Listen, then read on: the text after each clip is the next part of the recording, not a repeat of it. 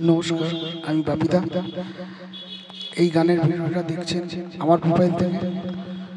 গানটা অনেক পুরনো গান। গানটা গীতা দত্ত ম্যাডামের গাওয়া। মিউজিক ডাইরেকশন করেছিলেন হেমন্ত মুখোপাধ্যায়। গানটা লিখেছিলেন গৌরীভূষণ মজুমদার। হারানো সুর সিনেমার গানটা আপনারা শুনবেন।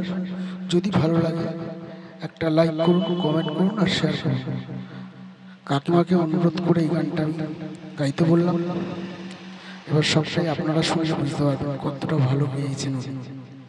শুনুন।